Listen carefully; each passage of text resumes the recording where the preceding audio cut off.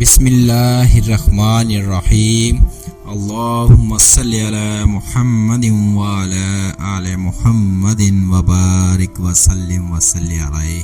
حصول رزق کی دعائیں، حصول رزق کے اعمال۔ آج ہر شخص رزق کی تنگی کا رونا روتا رہتا ہے۔ اب یہ مالی پریشانی کیسے ختم ہو؟ اس کے ازالہ کے لیے آپ صلی اللہ علیہ وآلہ وسلم نے چند اعمال اور دعائیں بتائی ہیں۔ ان پر عمل کرنے سے انشاءاللہ تعالی ہماری پریشانی ضرور دور ہو جائے گی، کیونکہ بادشاہ کی بات تو جھوٹی ہو سکتی ہے مگر حضور کریم صلی اللہ علیہ وآلہ وسلم کی بات جھوٹی نہیں ہو سکتی۔ پہلا عمل استغفار کی کثرت ہے۔ اللہ تعالیٰ کا ارشاد ہے، اپنے مہربان اللہ سے گناہوں کی معافی مانگو، بے شک وہ معاف کرنے والا ہے، اور وہ اس توبہ سے اتنا خوش ہوتا ہے کہ وہ موسلا دھار بارش بھیج دے گا، یعنی تمہارے لیے رزق کے دروازے کھول دے گا اور تمہارے مال میں برکت دے گا۔ یہ وہ عمل ہے جو رزق کی تنگی سے نجات کے لیے اللہ تعالیٰ نے اپنے محبوب کی امت کو خود بتایا ہے۔ یہی عمل حضرت علی المرتضیٰ رضی اللہ تعالی عنہ اور حضرت حسن بصری رحمۃ اللہ تعالی علیہ لوگوں کو سب سے پہلے بتاتے تھے۔ ان حضرات کے پاس جو بھی رزق کی تنگی کی شکایت کرتا، یہ حضرات ان کو استغفار کی کثرت کی تاکید کرتے تھے۔ دوسرا عمل گناہوں سے بچنا ہے۔ حضرت معاذ ابن جبل رضی اللہ تعالی عنہ سے روایت ہے، انہوں نے فرمایا کہ میں نے نبی کریم صلی اللہ علیہ وآلہ وسلم کو یہ فرماتے ہوئے سنا کہ اے لوگو، تم تقوی کو تجارت بنا لو تو تمہیں بغیر تجارت و بذات کے رزق ملے گا۔ جو شخص اللہ تعالیٰ سے ڈرتا ہے تو اللہ تعالیٰ اس کے لیے ہر تنگی و مصیبت سے نکل جانے کا راستہ پیدا فرما دیتے ہیں اور اس کو بے گمان رزق عطا فرماتے ہیں۔ اور حضرت ابو ذر رضی اللہ تعالی عنہ سے مروی ہے کہ ایک مرتبہ حضرت صلی اللہ علیہ وآلہ وسلم نے فرمایا، جو شخص اللہ تعالیٰ سے ڈرتا ہے اللہ اس کے لیے چھٹکارے کی شکل نکال دیتا ہے اور اسے ایسی جگہ سے روزی دیتا ہے جس کا اسے گمان بھی نہ ہو۔ رسول کریم صلی اللہ علیہ وآلہ وسلم نے فرمایا، بندہ کسی گناہ کا مرتکب ہوتا ہے تو اس کی وجہ سے رزق سے محروم کر دیا جاتا ہے۔ تیسرا عمل نماز کا اہتمام و پابندی۔ حضرت صلی اللہ علیہ وآلہ وسلم کے پاس کوئی شخص تنگی معاش کی شکایت پیش کرتا ہے تو آپ صلی اللہ علیہ وآلہ وسلم اس کے گھر والوں کو نماز پڑھنے کی تاکید فرمایا کرتے تھے۔ اپنے اہل و عیال کو نماز کا حکم کرو اور اس پر جمے رہو۔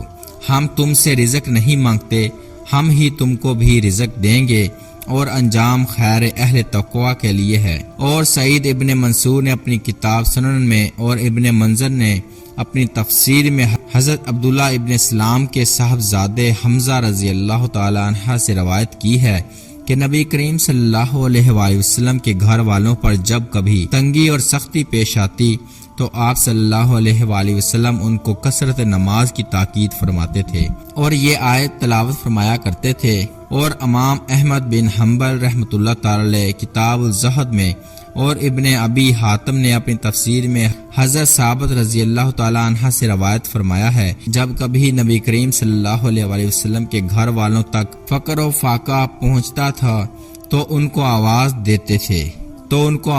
دیتے کہ صلوات صلوات، نماز پڑھو نماز پڑھو۔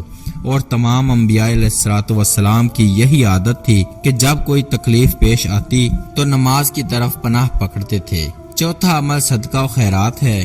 حضرت ابو ہریرہ رضی اللہ تعالی عنہ سے روایت ہے کہ حضور کریم صلی اللہ علیہ وآلہ وسلم نے ارشاد فرمایا، اللہ تبارک و تعالی کا ارشاد مبارک ہے، فرمایا، اے ابن آدم، تو راہ خدا میں خرچ کر، میں تجھ پر خرچ کروں گا۔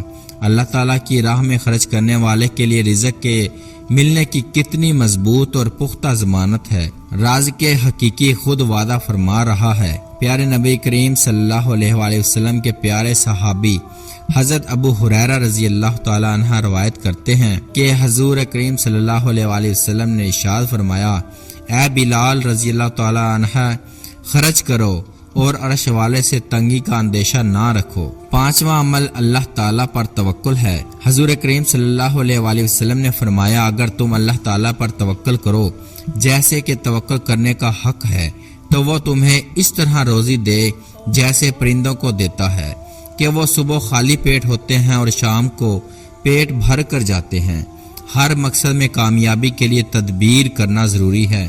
تدبیر کے بغیر کوئی شخص بھی مقصد تک پہنچنے میں کامیاب نہیں ہوتا۔ علامہ امام غزالی رحمۃ اللہ تعالی فرماتے ہیں، جو شخص توکل کا مفہوم یہ سمجھے کہ بس زمین پر پڑا رہے اور کسب معاش کی تدبیریں اختیار نہ کرے تو وہ جاہل ہے۔ حضرت مولانا شاہ عبد الغنی صاحب رحمۃ اللہ تعالی فرماتے ہیں کہ آدمی کو چاہیے کہ تدبیر تو ضرور کرے مگر بھروسہ تدبیر پر نہ کرے، کیونکہ تدبیر تو صرف بھیک کا پیالہ ہے اور دینے والے حق تعالی شانہ ہوا ہے۔ جس طرح اللہ جل